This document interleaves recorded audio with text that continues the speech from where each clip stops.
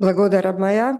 Поздрав до сите и благодарност на поканата денеска да се обратам на овој по мене исклучително значаен настан.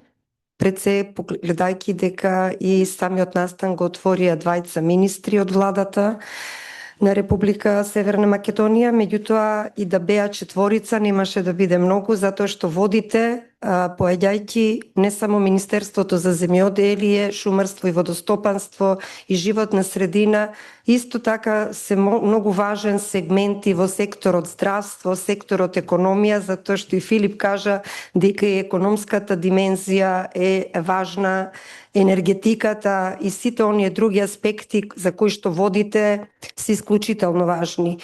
Јас на почетокот би продискутирала како човек кој што години назад беше некој кој што ги водеше преговорите за тоа како да се имплементира новиот закон за води, односно во тоа како и сега, многу понапредно, меѓутогаш исто се мислеше дека тие припаѓаат некому заради нешто и дека некој и нешто треба да се управува од позиции кои што беа по мене несоодветни. Искуството и рамковната директива за води укажуваа дека треба да има еден интегриран пристап. Директивата за води, која што ја донесе Европската Унија, не е директива која нас не обврзува, и тоа и другите го кажаа, дека ние мора да ги следиме европските политики заради тоа да влеземе во Европската Унија, да ги прилагодиме законските, подзаконските акти и така натаму. Меѓутоа директивата дава една рамка, во која рамка секоја земја членка или кандидат за членство треба да се усогласи, односно своите специфики да ги прилагоди кон она што го дава рамковната директива, а таа не е само закон, таа не е рамка, таа се базира на многу студии, на многу експертизи, на многу стотици експерти од Европската Унија ангажирани за да можат да направат еден таков документ. И ние со нашето знаење, со нашата експертиза, со политиките треба да се прилагодиме и своите специфики да ги прилагодиме и во самите законски решенија кои што треба да ги имплементираме, ако сакаме да покажеме дека водите како ресурс на вистина ни значат. Секоја година помината, ако не доволно се посветиме и инвестираме, не само инвестираме во финансии на поправка на одредени објекти, изградба на одредени системи и така натаму, туку и во самото знаење, едуцирање на кадри кои што треба да се на некој начин фатат во коштецот на идните случувања. Еве сите кажуваме ризиците и предизвиците од климатските промени. Како ќе го правиме тоа ако ние на нашите универзитети имаме само 2 или 3 курикулуми кои се бават специфично со водите? Во делот на клима има повеќе универзитети, факултети, животна средина, кои што напредуваат со своите знаења. Меѓутоа во техничките перформанси, каде некогаш стоевме многу силно, имавме институции кои имаа кадар, кој што се препознаваше не само на локално, регионално и републичко ниво, туку и на тогашното државно ниво. Дали денеска таа ситуација состојба ја имаме и како да ја подобриме? Тоа е она на кое што треба сите заеднички да работиме. Тоа е тој интегриран пристап во управување со водите, каде што и научната димензија, мониторингот, дигитализацијата, ние не можеме да ја спроведеме ако во тоа немаме знаење, не инвестираме, не поставиме системи кои што континуирано ќе работат и ќе носат податоци, бидејќи само со релевантни, точни податоци, засновани и толкување на знаење, ние ќе може да носиме стратешки документи не за децении, туку за подолг период, затоа што тоа е потребно во секторот води. Тоа е тој интегриран систем, заедничка соработка и носење заеднички одлуки. Од стратешки карактер, меѓутоа и од технички карактер. Само во тој случај ќе имаме резултати. Интегрираниот пристап не значи управување само од едно место или некој во тој интегриран пристап ја става влијанието, како да кажам, и сега тој одлучува за се. Не, интегрираниот пристап значи одлучување заедничко на повеќе сектори, на сите, и тоа мора да биде стратешко, засновано на знаење. Јас само ќе ви кажам еден конкретен пример. Како професор работам со студенти кои што работат докторати. И клучно е, и секогаш ние укажуваме на некои состојби со водите. Значи, постојано ние кажуваме дека имаме проблеми со манганот во некои езера кои што се користат за пиење на водата. Така, разговарајќи со директорот, увидовме дека во едно езеро, не морам да го именувам, постои зголемена концентрација на манган, меѓутоа истражувањата покажуваат дека тој се менува содржината по длабочината на езерото. Треба тука, значи, заеднички да работиме, да видиме како тоа да се превенира, како да се заштити, кои мерки да се преземат, за да може и дали состојбата е навистина така алармантна.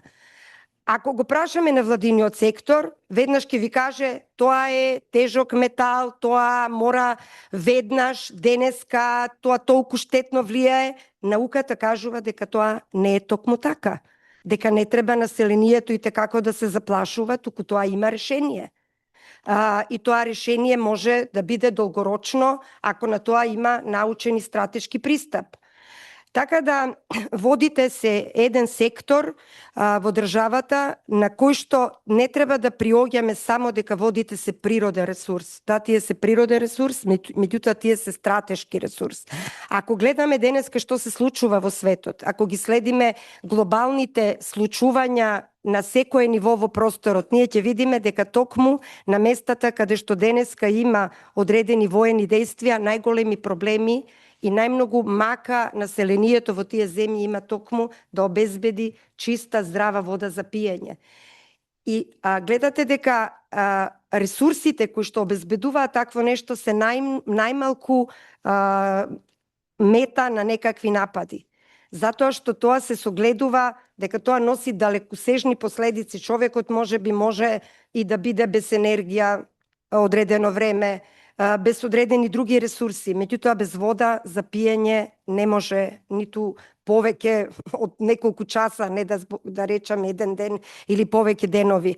Така да нашата држава во тоа треба да има навистина исклучително посветен стратешки пристап, и ова е од моја страна целокупната активност што ја имат и поддршката од словачката влада е за секакво поздравување и не треба да се застане, треба да продолжи понатаму, бидејќи климатските промени и негативните ефекти од климатските промени, базирани на податоците од мониторингот, на се она што сите институции го работат, ќе бидат уште поизразени во одредени делови на државата. Ќе треба да се превенираат со исклучително брзи мерки. Ние ќе мораме да ги попишеме и да ги опишеме местата каде што имаме појави и на влажни станишта, на мали извори, да се грижиме за квалитетот и на подземните и на надземните води, површинските, да ги сочуваме езерата, затоа што работејќи на политиката на климатски промени, она проектот што денеска го работиме со поддршка на UNDP, каде директно го покривам секторот ветленц, односно на водните ресурси во кои што спаѓаат и самите мочуришта, блата и останати значи водни живеалишта, укажуваат на тоа дека ние со децении таму во хектари немаме драстични промени. Меѓутоа, ако промените во квалитетот на тие станишта одат во негативна насока, тука мора драстично бргу да интервенираме. Значи, не може да чекаме ни година. Треба да ги попишеме заради пожарите во таквите услови на климатски промени, кои што се повеќе стануваат интензивни, да можеме да зафатиме водни тела и да, како такви, ги изградиме, директоре, за да во услови на пожари бргу интервенираме. а не хеликоптерот да мора да оди од едно водно тело, а да пренесува вода каде има пожар, а нема во близина водно тело за да може да се изгаси и да останеме и без шуми, и без останати ресурси кои што на државата и текако и се потребни од повеќе аспекти, не само од економска категорија, туку од категорија на заштита и од категорија на воопшто обстојување во иднината.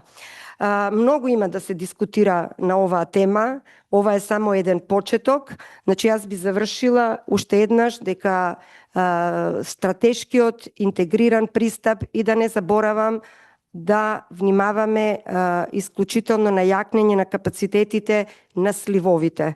Тоа го кажува директивата, ние кон тоа пристапивме и речните сливови, плановите за управување со речни сливови да не останат само на хартија. Експертите кои што работели странски и домашни на тоа, со своето знаење и експертиза, направиле документи кои што треба како такви да ги имплементираме и применуваме. И на крај, она што е мој фах, да се грижиме за квалитетот на водите. Што повеќе да изградиме објекти и капацитети кои што ќе бидат во функција да овозможат квалитетни, чисти води, проточни, подземни, ако не се чисти површинските, нема да бидат чисти ни подземните. Системи за пречистување на водите, во тоа напреднавме од една нулта позиција, во еден краток период направивме исклучителен исчекор, што го препозна и донаторите, и во тоа инвестира, затоа што имавме стратешки пристап како тоа да се прави, затоа што ги имплементиравме политиките на речните сливови. И во таа насока треба да се продолжи, да се внимава какви ќе бидат преку мониторингот состојбите на нашите езера и да секако се продолжи ко градење на нови капацитети, дали тоа ќе бидат вештачки езера, акумулации, системи за наводнување за земјоделството, значи се она што и во оние сектори каде водите имаат свое значење. И само ќе завршам да не заборавам дека водата не бара во решенијата исклучивост, дека таа е повеќе како да кажам, невладините организации да мислат дека се вадни само водните станишта, екосистемите, значи и директивата го кажува тоа. Важно е се на ист начин. Приоритет е да овозможиме квалитетни води, преку тоа да овозможиме квалитетна храна, здрава храна за нашето население. Ние мора да имаме и енергија, значи мора да ако имаме доволно води и во тој правец да се движиме и тоа се да биде во функција на одржливиот развој. Ако се исклучуваме едни со други и мислиме дека ние во моментот поради одредена поддршка сме најсилни, најјаки и тоа треба да го искористиме за лични позиции, ништо нема да направиме во овој сектор. Затоа заедничката соработка, интегрираниот пристап, меѓусебното почитување, градење на тимови кои што се мултисекторски од повеќе луѓе, тоа ќе покаже пример и на институциите како понатаму треба да работиме и да делуваме во овој исклучително важен сектор, за ова исклучително важна стратешки ресурс како што се водите. Ви благодарам на вниманието и остануваме овде за било какви прашања.